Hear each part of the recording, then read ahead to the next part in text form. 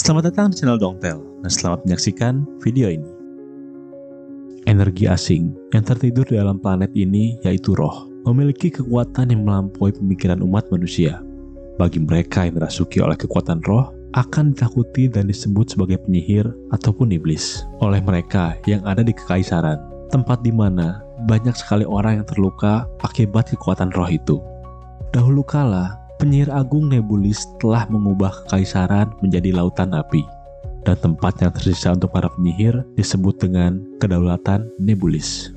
Di tengah takdir peperangan yang tiada akhir, muncul dua orang sosok yang ditakdirkan untuk saling bertarung, tetapi juga saling memahami, yaitu Iska, seorang pendekar pedang dari kekaisaran yang memiliki julukan sebagai penerus wajah hitam.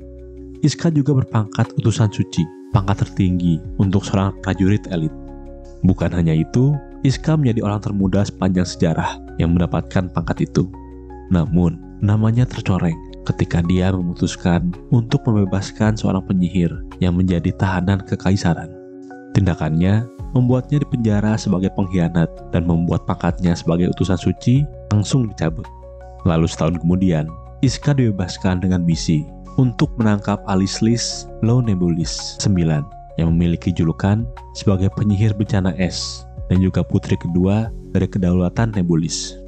Iska menjalani misi bersama unit 907 dari tim pertahanan khusus divisi ketiga yang kembali berkumpul setelah setahun lamanya.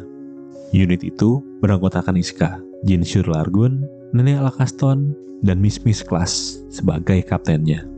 Di sisi lain, Alice sebagai simbol kekuatan bagi rakyatnya. Selain mempunyai sihir es, dia juga keturunan langsung dari penyihir agung Nebulis yang disebut sebagai darah murni. Namun Alice juga memendam keinginan untuk mengakhiri perang ini, meski jalannya penuh dengan pertumpahan darah dan juga kebencian terhadap kekaisaran. Lalu takdir mempertemukan mereka berdua di medan pertempuran. Di dalam duel yang menegangkan itu, Iska dan Alice menunjukkan kemampuan luar biasa mereka. Tapi di balik pertempuran itu ada sesuatu yang berbeda.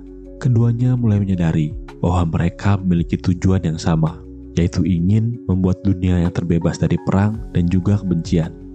Pertarungan mereka pun berakhir di saat anggota unit 907 lainnya mulai mendekati Iska, yang disusul oleh Alice dan juga pelayannya yang bernama Rin yang pergi dari sana. Setelah pertempuran yang sengit itu, Iska mulai memikirkan pertemuannya dengan Alice dan mempertanyakan keseriusan Alice akan perkataannya yang ingin membuat dunia yang terbebas dari perang dan juga kebencian. Lalu keesokan harinya, Miss mengunjungi kamarnya Iska. Tetapi melihat Iska yang kurang tidur membuat Miss khawatir dan menyuruhnya untuk pergi ke acara opera yang diadakan di wilayah netral, tempat di mana teknologi dan sihir dapat hidup berdampingan tanpa konflik. Di saat acara opera berlangsung, Iska memberikan sapu tangannya kepada penonton yang di depannya, karena penonton itu menangis berkat terharu melihat acaranya. Setelah pertunjukan acara operanya selesai, tidak disangka-sangka ternyata mereka berdua bertemu kembali, dan penonton yang menangis itu adalah Alice. Mereka berdua lalu berbincang sambil saling memendam amarahnya masing-masing. Percakapan mereka terbilang sangat singkat, tetapi sangatlah bermakna. Iska dan Alice saling mengamati, mencari jawaban di balik pandangan mata mereka masing-masing. Diceritakan kalau 100 tahun yang lalu, leluhur Nebulis bertarung melawan puluhan ribu prajurit kekaisaran seorang diri. Dan dikatakan bahwa sebenarnya leluhur Nebulis memiliki adik kembar yang bernama Nebulis I yang sedang tersegel di suatu tempat di wilayah Nebulis. Dialah awal mula garis keturunan bangsawan di kedaulatan Nebulis. Tentu saja kekaisaran tidak tahu bahwa penyihir agung yang mereka takuti itu mempunyai seorang adik. Itulah mengapa kekaisaran merayakan kematian Nebulis I yang dijuluki sebagai penyihir agung Nebulis. Lalu keesokan harinya, Alice melaporkan kejadian waktu dia melawan Iska kepada sang ratu, atau bisa dibilang ibunya. Ibunya mengkonfirmasi jika segel pada leluhur Nebulis kian melemah. Perubahan yang terjadi pada segel leluhur Nebulis itu terjadi tepat setelah Alice melawan Iska. Masih terdapat banyak misteri terkait kekuatan roh leluhur Nebulis yang belum terungkap. Di sisi lain, Iska bersama Miss pergi ke wilayah netral sekali lagi untuk memastikan sesuatu kepada Alice. Iska merasa kalau Alice pun mempunyai pemikiran yang sama dengannya. Dan benar saja, takdir mempertemukan mereka kembali. Di dalam percakapan itu, Alice menanyakan alasan Iska yang membebaskan seorang penyihir yang menjadi tahanan kekaisaran. Ternyata, dalam beberapa hari ini, Alice dan Rin telah menyelidiki Iska dan mengetahui kalau Iska sebenarnya adalah mantan utusan suci. Iska memberitahu Alice kalau dia ingin dunia yang terbebas dari perang dan juga kebencian. Berkat alasan itu, Alice menawarkan Iska untuk menjadi bawahannya. Belum sempat menjawab pertanyaan itu, tiba-tiba leluhur Nebulis muncul di sana. Diketahui kalau leluhur Nebulis terlepas dari segelnya karena beresonansi dengan pedangnya Iska, warisan dari gurunya yang bernama Crosswell. Dikatakan bahwa pedang itu adalah pedang suci dan juga pedang yang berkhianat. Sang leluhur Nebulis tiba-tiba mengamuk yang mengakibatkan Rin terluka dan langsung segera dibawa ke rumah sakit oleh Miss. Iska dan Alice selalu bekerja sama untuk mengalahkan leluhur Nebulis itu dan langsung melakukan serangan gabungan yang berakibat leluhur Nebulis itu tidak lagi sadarkan diri lalu menghilang. Setelah pertarungan itu, Iska menolak tawarannya Alice yang ingin menjadikan Iska bawahannya. Terlihat kalau Alice sedikit kecewa dengan jawaban Iska. Maka dari itu, mereka akan kembali menjadi musuh. Tapi khusus untuk hari ini, mereka akan melakukan gencatan senjata karena mereka sudah kelelahan akibat pertarungan tadi. Beberapa hari pun berlalu. Iska dan juga teman-temannya mendapatkan misi baru yang disampaikan oleh penasihat tim pertahanan khusus yang berpangkat utusan suci, yaitu Raisya in Empire, untuk menyelidiki vortex yang kembali muncul ke permukaan bumi. Vortex adalah ledakan energi roh yang terjadi 100 tahun yang lalu, atau bisa dibilang fenomena terlahirnya para penyihir atau iblis. Jika saja fenomena itu tidak terjadi, penyihir agung Nebulis tidak akan mungkin terlahir. Begitu juga dengan kedaulatan Nebulis.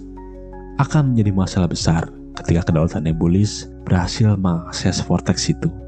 Dan juga ada kemungkinan jika fenomena itu akan melahirkan penyihir kuat lainnya. Lalu dimulailah misi pencarian vortex itu bersama unit yang lainnya. Namun sebelum itu, utusan suci yang bernama Nameless memberikan pidatonya terlebih dahulu. Di dalam pencarian vortex, unit 907 tidak sengaja menemukan sebuah energi roh yang diduga sebagai vortex. Tapi tidak lama kemudian, datang unit 104 yang juga menemukan energi roh itu. Namun untungnya, kapten dari unit 104 itu kenalannya Miss.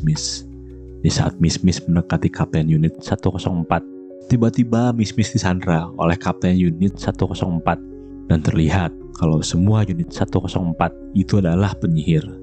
Kapten dari unit 104 lalu mengeluarkan sihir yang membuat Miss tak sadarkan diri. Ternyata selama ini unit 104 itu adalah penyihir yang menyamar sebagai prajurit untuk menyusup kekaisaran. Di saat itu terjadi, datanglah Nameless yang menyelamatkan unit 907. Tapi, di saat Nameless ingin melemparkan belatinya ke kapten unit 104, lemparan itu dihentikan oleh Iska. Iska menghentikan lemparan itu karena belatinya mengarah langsung ke arah Miss yang sedang disandra. Karena itu, unit 104 berhasil kabur membawa Miss. Setelahnya terjadi perdebatan di antara Iska dan juga Nameless. Nameless berkata kalau misi mereka tidak pernah akan berubah sambil pergi dari sana lalu menghilang begitu saja. Dan singkat cerita, berkat misil yang ditambahkan oleh kekaisaran, Iska dan teman-temannya berhasil mengetahui lokasi pasti vortex itu berada. Mereka juga mengetahui kalau Miss disekap di sana. Mereka pun langsung bergegas ke sana untuk menyelamatkan Miss.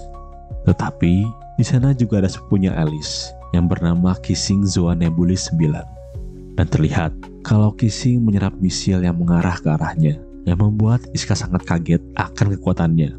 Setelah itu, Kissing melihat ke arah Iska dan menyerangnya. Dengan sigap, Iska pun berhasil menepis semua serangannya dengan sempurna. Kissing pun panik dan langsung mengeluarkan misil yang tadi dia serap. Misil itu langsung mengarah ke Iska. Tapi setelah misil itu meledak, ternyata kalau Iska tidak terluka sedikit pun. Dengan cepat, Iska lari ke arah Kissing dan membuatnya pingsan dengan gagang pedangnya.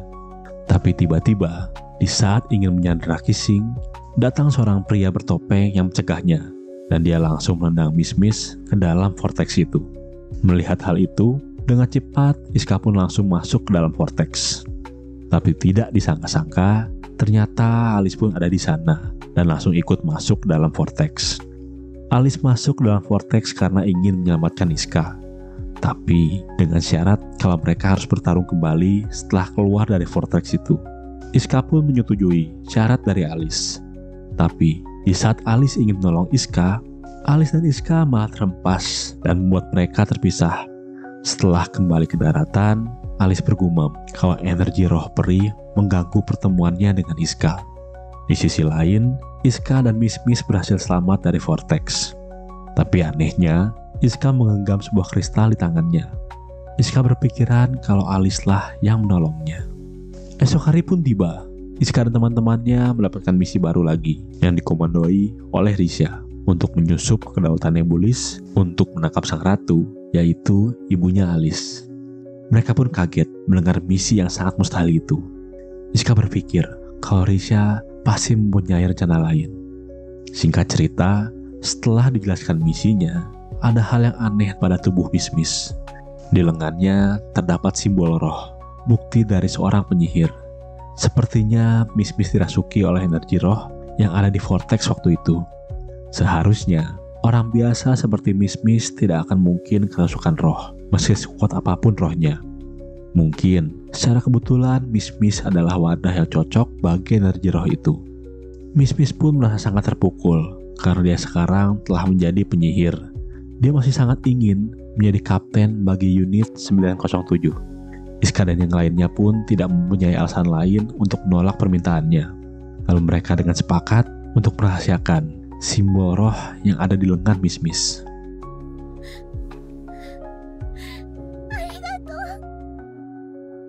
Beberapa hari setelah kejadian itu, Iska membawa Miss ke wilayah netral agar Miss dapat sedikit lebih tenang. Setelah sampai sana, Miss pergi untuk membeli minuman. Tak lama kemudian, datanglah Alice menghampiri Iska dan sudah beberapa hari ini mencarinya. Alice pun lega melihat Iska yang telah selamat dari insiden vortex waktu itu. Dan tak lama, tiba-tiba Rin datang. Dengan sukarela, ia pun memberikan minumannya kepada Iska. Tanpa pikir panjang, Iska minum minuman itu. Setelah meminumnya, tubuh Iska langsung lemas dan tertidur. Diketahui, ternyata Rin memasukkan obat tidur ke minumannya. Miss yang datang dan melihat Iska tersandra pun mengamuk, yang mengakibatkan simbol roh yang ada di lengannya itu bersinar. Alice menyadari ada sesuatu yang aneh dari Miss dan langsung menghentikan amukannya Miss. Dan setelah itu semua, Alice pun lalu bergegas pergi dari sana. Iska pun langsung dibawa ke wilayah Nebulis di kota Alcatraz. Sebenarnya, Rin ingin Iska langsung segera dieksekusi. Tetapi Alice memiliki rencana lain, atau bisa dibilang Alice mulai terpikat kepada Iska. Dan pada akhirnya, mereka menyandera Iska di sebuah penginapan di kota Alcatraz. Sebelum hukumannya ditentukan, Iska akan ditahan di penginapan itu. Di tempat lain, anggota unit 907 sedang mempersiapkan misinya untuk menyelamatkan Iska yang dibantu oleh Risha. Risha membawakan mereka alat untuk memanipulasi simbol roh, agar mereka bisa mempunyai simbol roh itu di dalam tubuh mereka. Simbol roh akan bertahan selama 1 minggu. Sepertinya, Kekaisaran sedang melakukan penelitian rahasia terkait hal itu. Jin lalu terpikirkan sebuah ide untuk mengelabui Risha dengan menempelkan alat itu ke simbol roh milik Miss agar terlihat kalau simbol roh itu adalah simbol roh yang palsu. Lalu di tempat di mana Iska berada, Alice yang sudah selesai mandi di penginapan itu lupa kalau Iska juga ada di sana. Alice yang hanya tertutup oleh handuk pun malu dan langsung menghadap ke belakang membelakangi Iska. Bukannya berpikiran yang aneh-aneh, Iska malah takjub dengan simbol roh milik Alice yang ada di punggungnya. Alice pun bertanya, apa arti dirinya bagi Iska? Yang langsung dijawab kalau Alice itu adalah bagaikan rival di medan pertempuran baginya. Alice pun senang karena masih ada manusia di dunia ini yang memperlakukan dirinya setara dengan manusia lainnya. Saking senangnya, Alice malah menceroboh dan tidak sengaja menjatuhkan handuk yang dia pegang.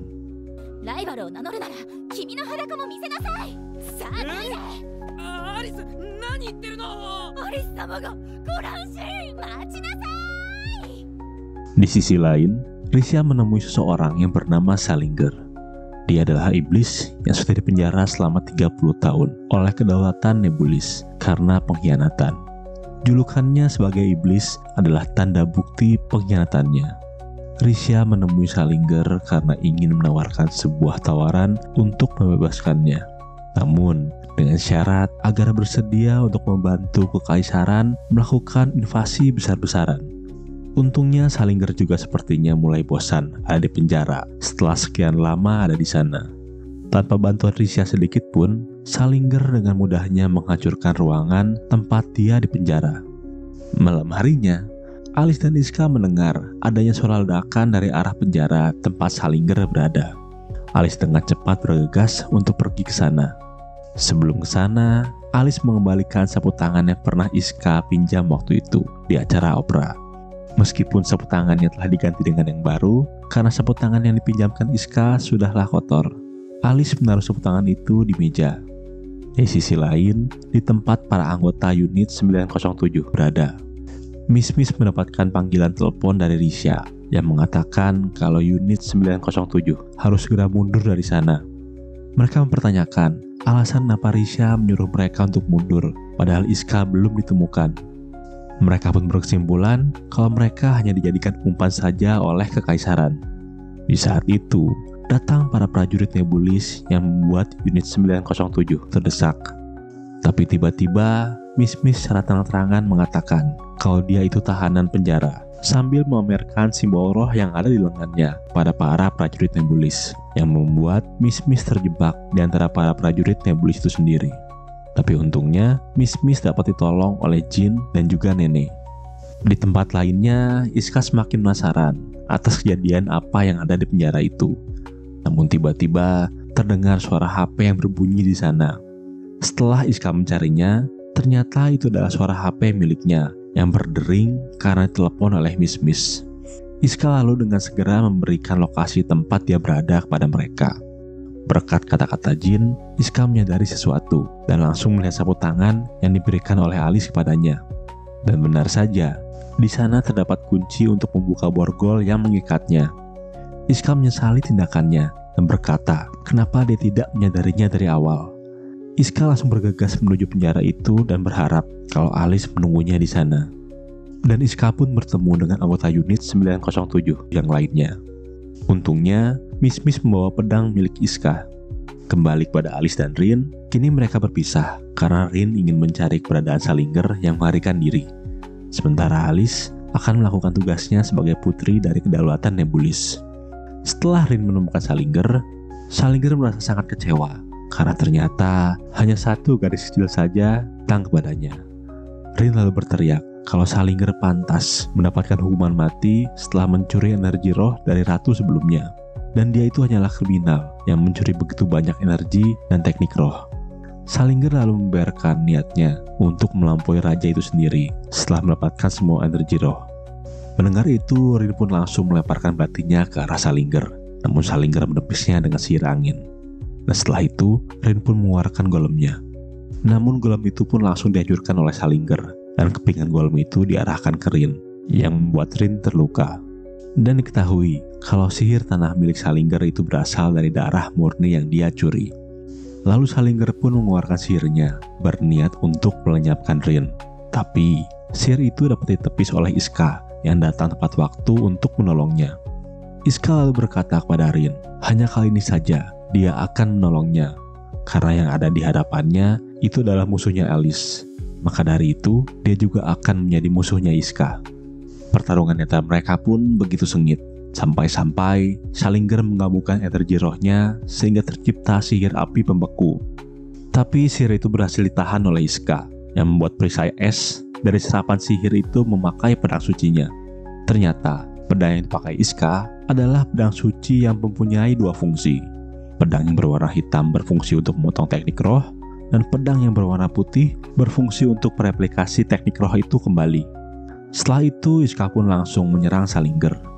Tak tinggal diam, Salinger pun langsung mengeluarkan sihir angin dan petirnya yang membuat Iska kewalahan. Tapi beruntung, Rin langsung mengeluarkan sihir golemnya untuk membantu Iska. Salinger sangat kesal dibuatnya karena Rin telah mengganggu pertarungannya dan langsung mengarahkan sihirnya ke arah Rin. Yang kali ini, serangan Salinger berhasil dibukukan oleh Alice yang datang tepat waktu untuk menyelamatkan Rin. Iska pun langsung menebas Salinger sampai-sampai Salinger terjatuh dari gedung dan menghilang begitu saja. Setelah pertarungan itu, unit 907 mendapatkan jatah libur karena sudah bertugas lebih dari 30 hari. Dan dokter medis di Kekaisaran menyuruh mereka semua untuk berlibur.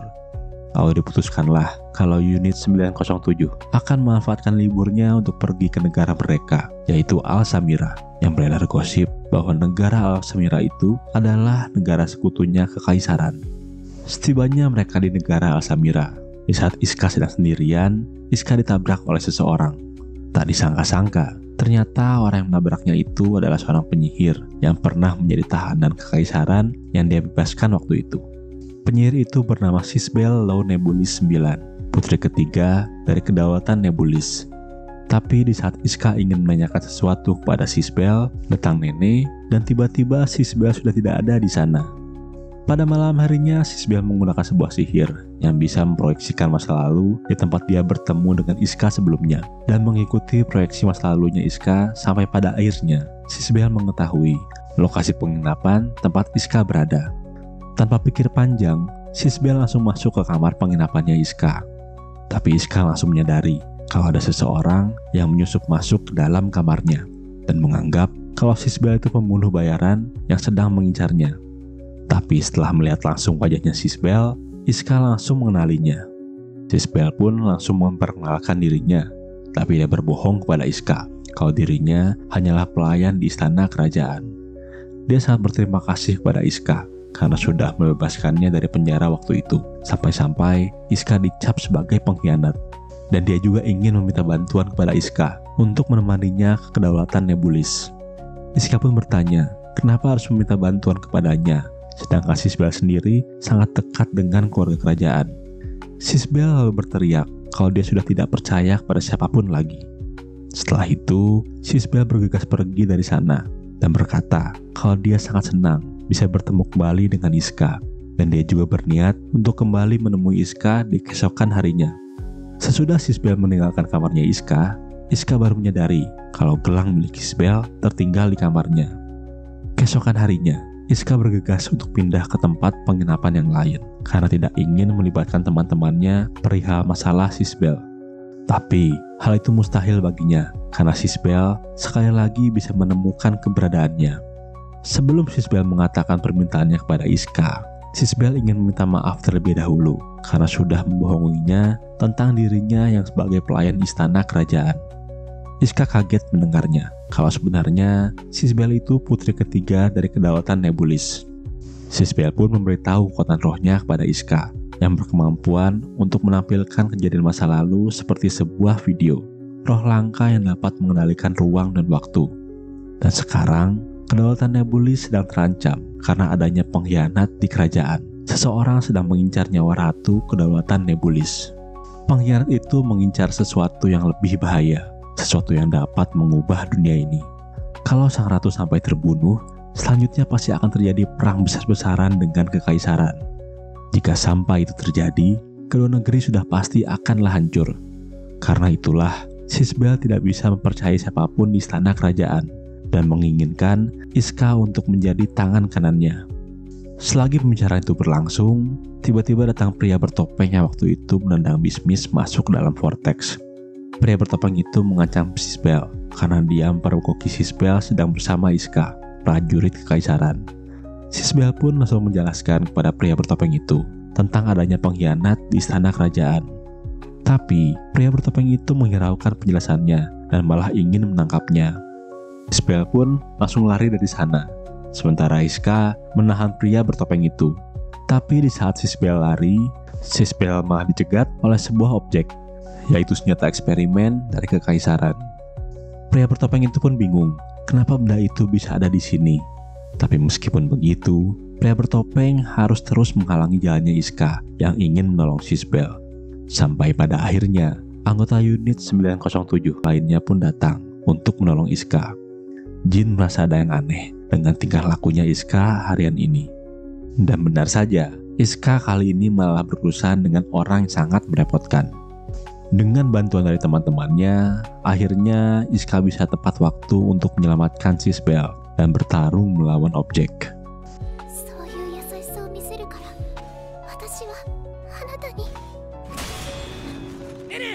Dibantu nenek, benda itu mengalami kerusakan yang sangat parah. Tetapi bukannya berhenti berfungsi, benda itu malah mengeluarkan energi sihir yang membuat Iska bertanya-tanya, benda apa yang ada di hadapannya itu.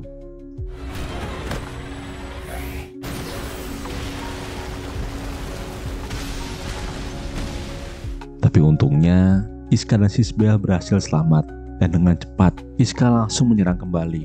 Dengan bantuan sihirnya Sisbel, akhirnya Iska pun berhasil menghancurkan inti dari benda itu. Tapi lagi-lagi, benda itu belum juga mati. Benda itu malah melepaskan intinya, yaitu roh, dan dengan cepat menangkap Sisbel. Di saat itu, tiba-tiba Alice datang, dan mereka pun melakukan serangan gabungan lagi, yang membuat roh itu hancur dan Sisbel terlepas dari roh itu.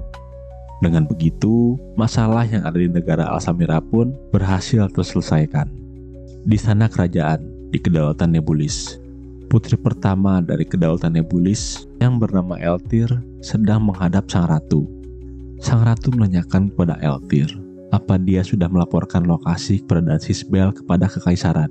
Dan juga, ratu pun menanyakan, apakah yang dihadapannya kini adalah Eltir yang asli? Selesai juga cerita dari anime Medan Perang Terakhir Bersamamu, atau justru permulaan perang suci terciptanya dunia baru. Like dan subscribe jika kalian suka dengan videonya. Jika ada kritik dan saran, silahkan tulis di kolom komentar. Terima kasih sudah menonton sampai akhir. Kalau begitu, sampai jumpa di video dongeng lainnya. Bye!